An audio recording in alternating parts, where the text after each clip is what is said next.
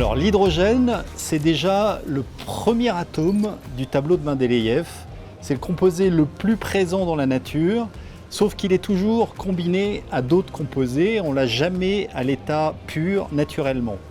Avec le développement des énergies renouvelables, le solaire, le photovoltaïque, on a aujourd'hui des surplus d'électricité, on a des problèmes de production intermittente d'électricité au-delà de la demande. Et donc la question, c'est comment le stocker. Et l'hydrogène est aujourd'hui la meilleure solution pour transformer l'électricité renouvelable en hydrogène par un procédé qui s'appelle l'électrolyse de l'eau. On craque la molécule d'eau, H2O, pour fabriquer de l'hydrogène renouvelable, dit hydrogène vert.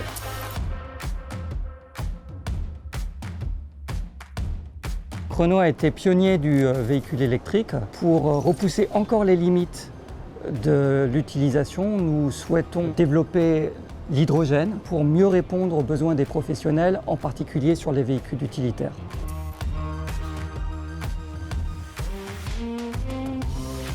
Donc la solution que nous avons retenue pour nos véhicules à hydrogène se base sur un étendeur d'autonomie, une pile à combustible qui fournit de l'électricité à un véhicule électrique à la base.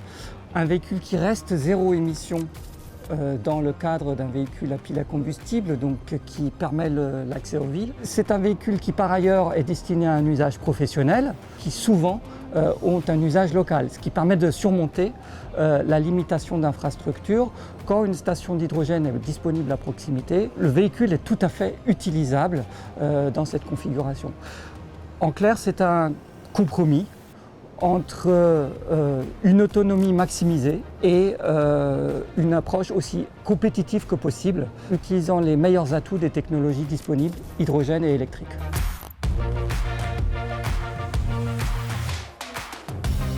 Le véhicule hydrogène a besoin à la base d'un système électrique. Donc il est tout à fait naturel que Symbio, entreprise française, soit venue collaborer avec Renault, qui est un leader dans la mobilité électrique, pour développer les premiers systèmes hydrogène sur la base des véhicules existants électriques.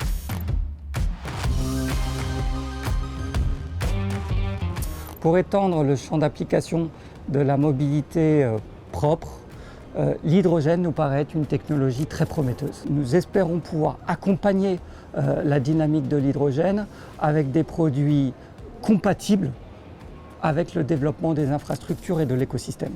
Le premier objectif de Symbio, c'est d'industrialiser les productions de ces piles à combustible avec un objectif de produire 200 000 piles à combustible par an à l'horizon de 2030. Deuxième objectif, arriver avec des produits au standard automobile qui viennent avec des niveaux au minimum égal avec la performance des véhicules actuels en termes d'autonomie, en termes de puissance, en termes de durabilité. Enfin, troisième objectif, réduire les coûts. Nous visons la parité avec les moteurs thermiques d'ici à 2030.